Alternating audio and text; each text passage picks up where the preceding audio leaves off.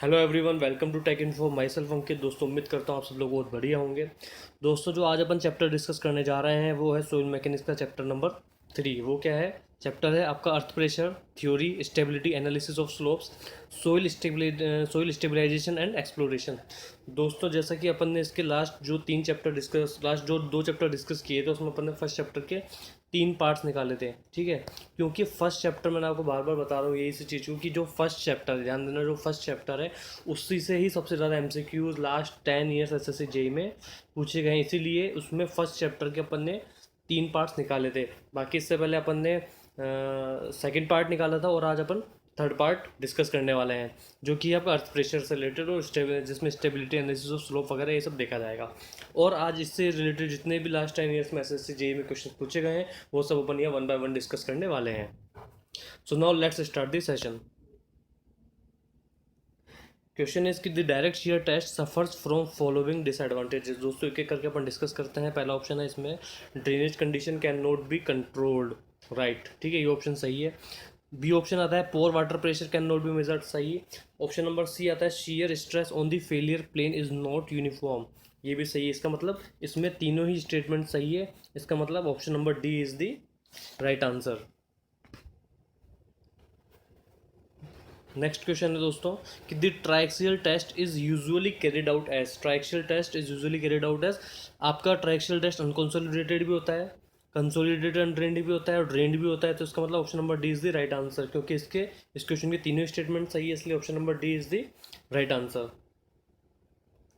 Next कह रहा है दोस्तों क्वेश्चन में कि footing is resting on fully saturated clay strata for checking the initial stability. ध्यान देना, for checking the initial stability shear parameters are used from shear parameters are used from it is used from unconsolidated undrained test। it is used from unconsolidated undrained test। ध्यान देना दोस्तों, इसमें अपन एक एक करके पहले ऑप्शन डिस्कस कर लेते हैं। आंसर तो ऑप्शन सी, लेकिन बाकी के जो टेस्ट है वो किस कंडीशन में चेक होते हैं या किस कंडीशन में ये टेस्ट किए जाते हैं। तो पहला है कंसोलिडेटेड अनड्रेन्ड टेस्ट, जिसको कि आप क्या कहोगे, सी यू से आप कहोगे, कंसोलिडेटेड अनड्रेन्ड टेस्ट। ये क्या होता है कि it is used to check the stability under sudden loading such as dewatering और ड्रोडाउन कंडीशन। इसका मतलब जो आपका सी डी टेस्ट है वो किस में आ गया, आपका डीवाटरिंग अगर कंडीशन होगी तो वो चेक कैसे होगा, consolidated undrained test, consolidated undrained test. उसके बाद आता है आपका unconsolidated drained test. Unconsolidated drain test मतलब इट इज सी डी।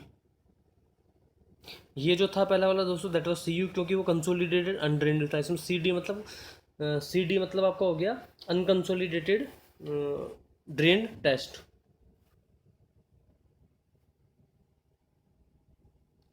ठीक है, यहाँ ये शायद ऑप्शन में अनकंसोलिडेटेड ड्रेन टेस्ट नहीं आएगा, इसमें आएगा consolidated drain test, then it will be C D. Okay, तो ये जो टेस्ट चेक होता है, कंसोलिडेटेड ड्रेन टेस्ट जो चेक होता है वो होता है आपका, it is use to check long term stability of embankment. ध्यान देना, it is use to check long term stability of the embankment which has been in existence since long ago. ठीक है, तो देखो दोस्तों, जो कंसोलिडेटेड ड्रेन टेस्ट हो गया वो हो गया आपका एम्बैंकमेंट के लिए। जो कंसोलिडेटेड अनड्रेन्ड टेस्ट हो गया वो हो गया आपका डिवाटरिंग के लिए।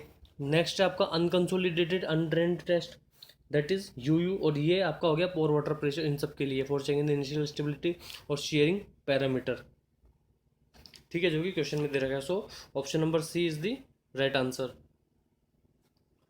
नेक्स्ट क्वेश्चन है कि coefficient of active earth pressure for cohesionless soil. ध्यान देना, ये क्वेश्चन बहुत इंपॉर्टेंट है और कई बार क्वेश्चन एग्जाम्स में पूछा जा चुका है, और आई थिंक इस वीडियो में भी क्वेश्चन 2 से 3 बार देखा जा सकता है। तो जो पहला क्वेश्चन जो क्वेश्चन में दे रखा है कि coefficient of active earth pressure for cohesionless soil is given by 1 minus sine five upon 1 plus sine five. ध्यान देना, 1 minus sine five upon 1 plus sine five. So option number B is the right answer. Next है दोस्तों कि the equation S is equal to C plus sigma tan five is given by. S is equal to C plus sigma tan five, it was given by Coulomb. So option number B is the right answer.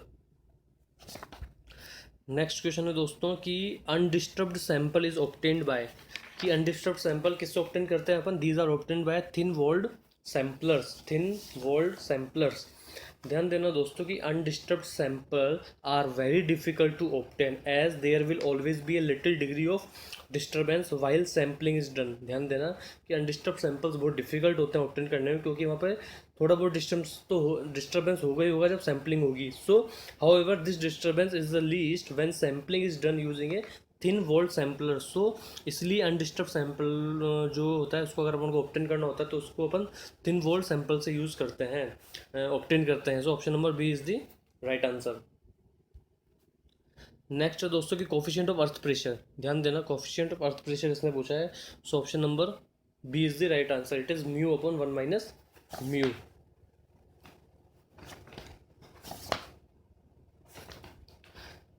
Next है question में कि coefficient of active earth pressure for a loose sand having an angle of internal friction phi. ठीक है, that is given by, दोस्तों अपन ने बात की थी एक्टिव अर्थ प्रेशर की। जो अपन ने coefficient of active earth pressure निकाला था, इससे पहले भी क्वेश्चन में मैंने आपको बताया था कि क्वेश्चन बहुत इंपॉर्टेंट है। उसका आंसर क्या था, 1 minus sine five upon 1 plus sine five. So option number C is the right answer. It was again asked in SSC JEE 2012 after 2008। Next question क्या कह रहा है दोस्तों कि रिटेनिंग वॉल है, retaining wall of trapezoidal section having base width B है, जिसकी retains earth at its back for no tension to be developed at base, the resultant force will B intersect the base from the central line of the base with in it will B B/6। Option number, अगर उसकी जो base width B है तो उसका B/6 हो जाएगा। So option number D is the right answer. Next question है दोस्तों the effective stress strength parameters of a soil are C is equal to 10 kP दे रखा है, 530 डिग्री दे रखा है। Then the shear strength on a plane inside the saturated soil mass at a point where total normal stress is 300 kPa and pore water pressure is 150 kPa। It will B, दोस्तों अब अपन एक एक करके चीज़ इसमें discuss करेंगे कि क्या दे रखा है और क्या इसने पूछा है। इसने अपन को बेसिकली C डैश दे रखा है, ठीक है, दैट इज़ 10 kPa। ध्यान देना, इसके बाद इसने अपन को 5 दे रखा है, दैट इज़ 30 डिग्री। इसके बाद इसने अपन को सिग्मा n दे रखा है, वो दे रखा है 300 kPa। उसके बाद नॉर्मल स्ट्रेस दे दिया इसने अपन को, क्योंकि सिग्मा n इसलिए लिखा क्योंकि नॉर्मल स्ट्रेस है, ठीक है। C डैश आपका 10 kP हो गया, 5 आपका 30 डिग्री हो गया, ठीक है। उसके बाद इसने अपन को U दे रखा है, that is pore water pressure, that is 150 kPa, ठीक है। अब इसने क्वेश्चन में क्या पूछा है अपन से कि then the shear strength, shear strength ऐसा पूछा है। शियर स्ट्रेंथ का फॉर्मूला अपन ने अभी देखा था, कूलम वाला क्या था, C plus sigma 10 five, C plus sigma n हो गया माइनस, इसमें U आ जाएगा माइनस U होकर के, जो भी इनमें डिफरेंस आएगा इनटू 10 फाइव। तो दोस्तों जो C की वैल्यू है वो क्या है, C की वैल्यू है इसमें आपका 10 प्लस सिग्मा की वैल्यू, सिग्मा n की वैल्यू क्या है दोस्तों, दैट इज़ 300। ध्यान देना, सिग्मा n की वैल्यू हो गई 300 माइनस 150 इंटू 10। 5 की वैल्यू क्या दे रखी है दोस्तों, that is 30 degree. So it will be 96.6 kPa। So option number B is the right answer. अपन ने क्या किया, सिर्फ अपन को शियर स्ट्रेंथ निकालनी थी। उसका फॉर्मूला वैसे तो होता है C प्लस सिग्मा 10 फाइव, पर यहाँ अपन को दो तरीके की स्ट्रेंथ दे रखी है, तो अपन ने इसका डिफरेंस निकाल लिया, मतलब सिग्मा n में से अपन ने U माइनस कर लिया। So option number B is the right answer. आपको दोस्तों ध्यान देना कि फॉर्मूले आपको याद रखने पड़ेंगे, और जैसे जैसे आपको जो जो सब्जेक्ट्स क्लियर होते जा रहे हैं उनके आप एक कॉपी पेन लेकर के बैठा करें, उसमें आप जो भी शॉर्ट नोट्स उसमें आप सारे फॉर्मूले अपने एक तरफ कंसोलिडेटेड फॉर्म में आप उसको बनाए रखें, जिससे कि जब आपका एग्ज़ाम आए तो आप एग्ज़ाम के टाइम पे सारे फॉर्मूले इजीली रिमेंबर कर सकें। नेक्स्ट क्वेश्चन है दोस्तों कि the Rankine theory for active earth pressure is based on the assumption, it is based on the assumption कि रिटेन्ड मटेरियल इज होमोजीनियस और कोहेजनलेस। बिल्कुल सही है कि एक्टिव अर्थ प्रेशर का जो अपन ने फॉर्मूला पढ़ा था वो कोहेजनलेस सॉइल के लिए होता है। ऑप्शन बी है कि frictional between the retaining wall and retained material is neglected, सही। और सी है कि the failure of the retain material takes place along a plane core structure, एकदम सही है। So option number D is the right answer, क्योंकि इस question के तीनों स्टेटमेंट सही है। ठीक है, नेक्स्ट क्वेश्चन क्या है दोस्तों कि when shear test is use to find out shear strength of, when shear test is used to find out shear strength of, it is used to find shear strength of clay soil, it is used to find shear strength of clay soil। और इस clay soil में भी कौन सी दोस्तों, ध्यान देना, clay soil में भी स्पेशली आपकी सॉफ्ट क्ले, क्ले सोइल में भी आपकी स्पेशली सॉफ्ट क्ले, जहाँ पर जो कोहेसन होगा it is less than 25 kPa। ध्यान देना, क्ले सोइल में भी कौन सी 25 सॉफ्ट क्ले, और उसमें भी जहाँ पर आपका कोहेसन 20, ये जो कोहेसन होगा वो लेस देन 25 kPa हो। तो वेन शियर टेस्ट जो हो गया आपका वो क्ले सोइल, ध्यान देना, वेन शियर टेस्ट आपका it is use to find shear strength of clay soil. Next दोस्तों कि what is the assumption made about back of wall in the Rankine's theory of earth pressure. ठीक है, इसमें बनाया assumptions क्या बनाया इसमें, that is vertical and smooth. So option number D is the right answer.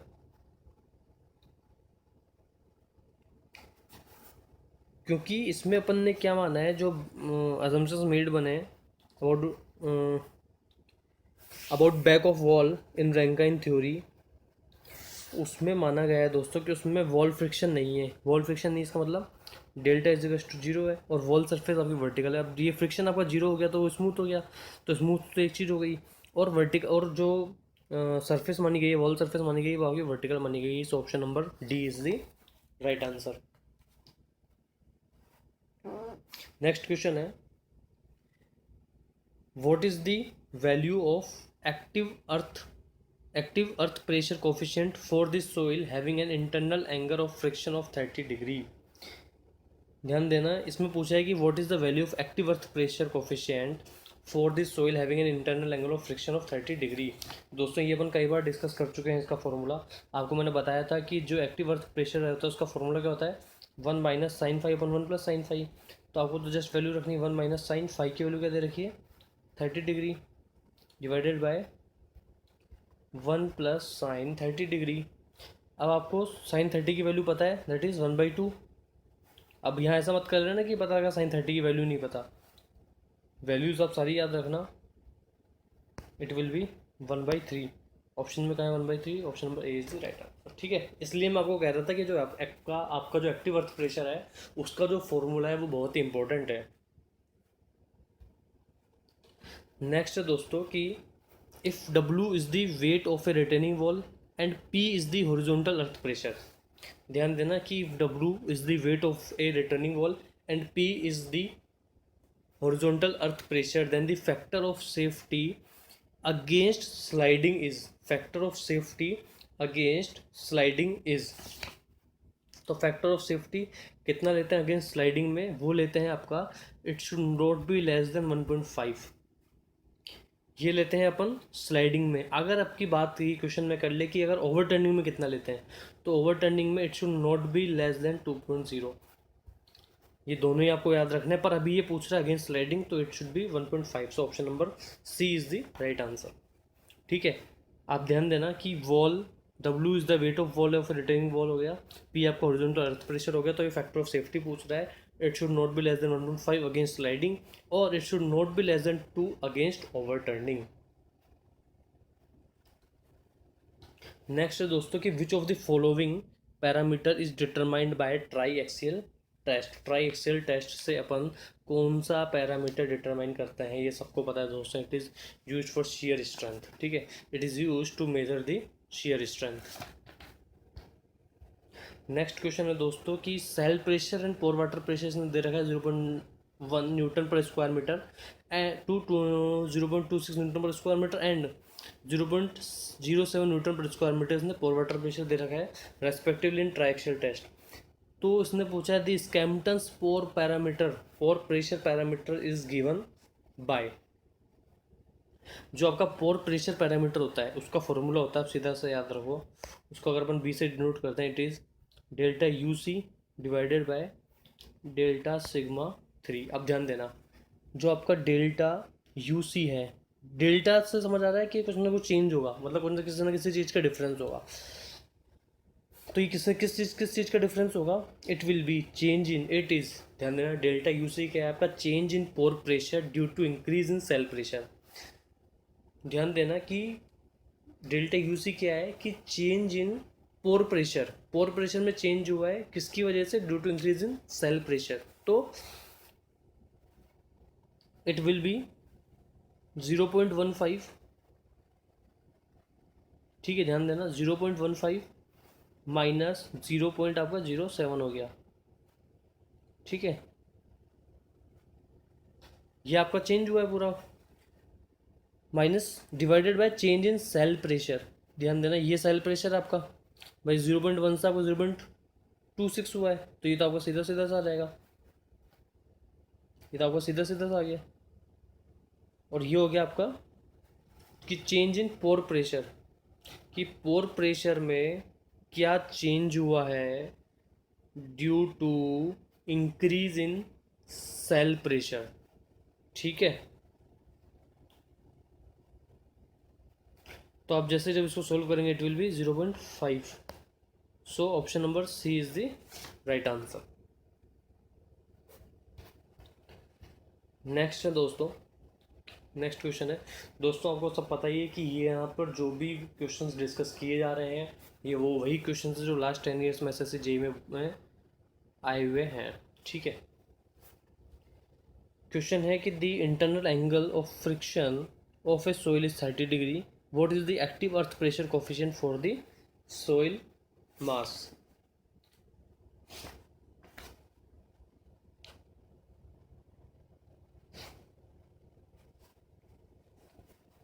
दोस्तों एक्टिव अर्थ प्रेशर वाला है जो मैंने आपको फॉर्मूला बताया था, फॉर्मूला होता है 1 minus sine five, sine five की वैल्यू दे रखी है 30 डिग्री। अब आपको वहीं से याद हो जाना चाहिए, वहाँ भी आपको 30 डिग्री दे रखा था तो आंसर आया था 1/3 इससे पहले वाले क्वेश्चन में। अब 1/3 इसमें कहीं है नहीं, इसका मतलब पूरा पूरा डिवाइड हो जाएगा, इसका मतलब इट विल बी 0.333। इस तरीके से आपको चीज़ें याद रखनी पड़ेगी। जब आप एक ही क्वेश्चन को कई बार देखेंगे तो आपको पता लग जाएगा कि अगर फाइव की वैल्यू 1/3 आती है एक्टिव अर्थ प्रेशर के केस में तो आंसर होता है 1/3। ध्यान देना कि अगर फाइव की value active earth pressure case में 30 डिग्री आती है, अगर एक्टिव प्रेशर अर्थ के केस में coefficient of active earth pressure के केस में फाइव की वैल्यू अगर 30 डिग्री आती है तो आंसर क्या होगा दोस्तों? 1/3। 1/3 को आप कैसे लिख सकते हैं? इट कैन बी रिटर्न है 0.333। Option number C is the right answer. इसमें तो आपको कुछ कैलकुलेशन भी करने की ज़रूरत नहीं पड़ी, मतलब क्योंकि अपन ने ये क्वेश्चन इतनी बार देख चुके हैं इसलिए वजह से ही अपन को सीधा इसका आंसर पता लग गया। नेक्स्ट क्वेश्चन है दोस्तों कि दी angle of repose of a soil is the maximum angle which the outer surface of the soil mass makes, ठीक है, that is it makes with the horizontal, it makes with the horizontal. So option number A is the right answer. Next question है दोस्तों कि for bulk heads which of the following earth pressure theory applied directly. Bulk heads के लिए कौन सी जो earth pressure की theory है वो डायरेक्टली अप्लाई होती है?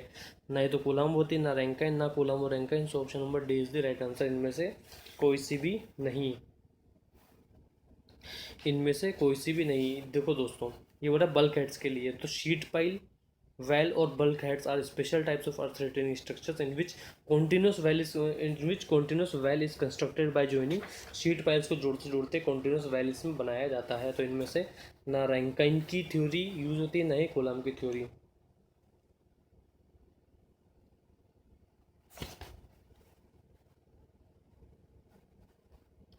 नेक्स्ट क्वेश्चन है दोस्तों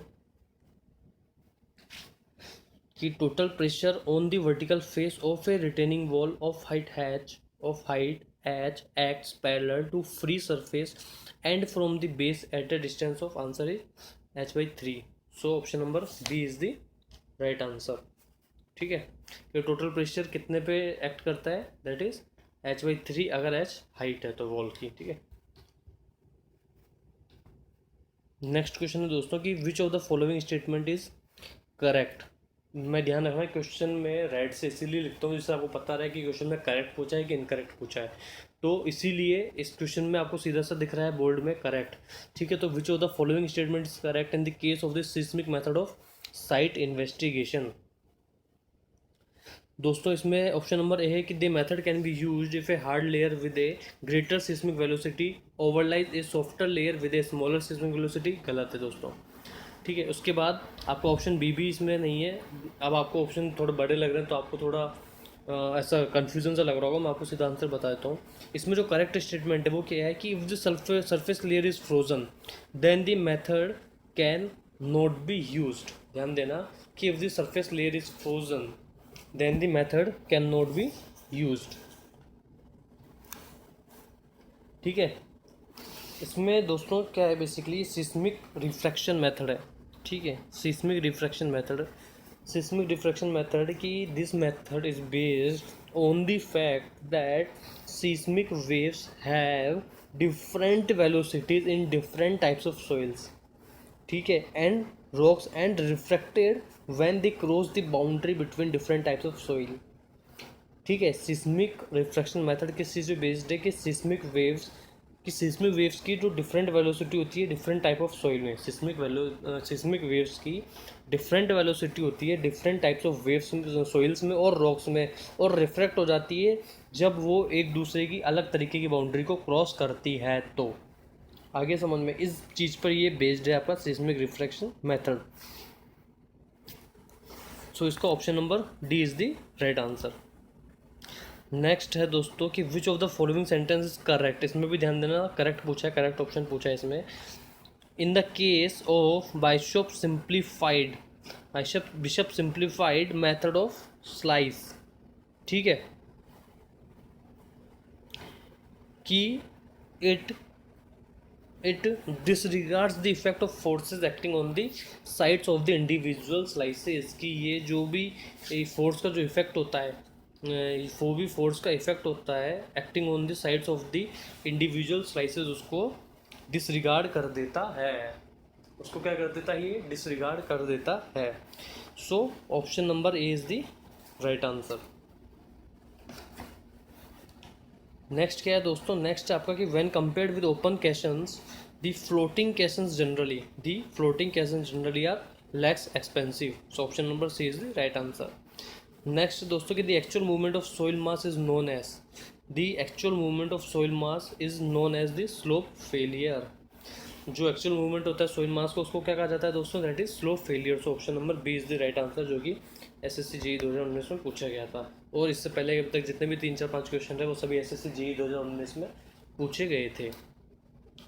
हालांकि इस चैप्टर से क्वेश्चंस के आने की प्रोबेबिलिटी थोड़ी सी कम रहती है। हो सकता है कि एक आधा क्वेश्चन ही, एक क्वेश्चन तो आ ही जाता है दोस्तों, 1-2 क्वेश्चन तो SSC JEE में। पर जो मैंने आपको पहले चैप्टर की, ध्यान देना, पहले चैप्टर के जो पार्ट 3 पढ़ाए हैं उन तीनों पार्ट को आप दोबारा पढ़ लें, दोबारा देख लें, जिससे कि क्योंकि जो सोइल का जितना भी वेटेज है, ध्यान देना, सोइल का जो भी वेटेज है उसका मैक्सिमम वेटेज 90% या 80% वेटेज उसी पार्ट में से आता है, उसी चैप्टर में से आता है। इसीलिए चैप्टर फर्स्ट के पन्ने 3 पार्ट पढ़ाए थे। सो दोस्तों उम्मीद करता हूँ आप सबको ये वीडियो बहुत पसंद आया होगा। अगर आपको इस वीडियो में किसी भी तरीके का कोई भी क्वेरी या कुछ भी डाउट हो तो आप प्लीज़ कमेंट करके बताएं। और आप इन वीडियो को उन सब के साथ ज़रूर से शेयर कीजिए जो किसी भी तरीके से सिविल एग्ज़ाम की तैयारी कर रहे हैं। उसके अलावा अभी अपन ने राजस्थान GK भी चालू कर दी है, जो कि RSM SSB के राजस्थान JEE एग्ज़ाम के लिए ही यूज़फुल है। और भी आप किसी भी और भी तरीके की एग्ज़ाम की तैयारी कर रहे हो जिसमें राजस्थान GK हो, तो भी आप उस वीडियो को रेफरेंस में ले सकते हैं। ठीक है, उसके अलावा आप प्लीज़ चैनल को सब्सक्राइब कर लीजिए और वीडियो को लाइक कीजिए। So thank you so much.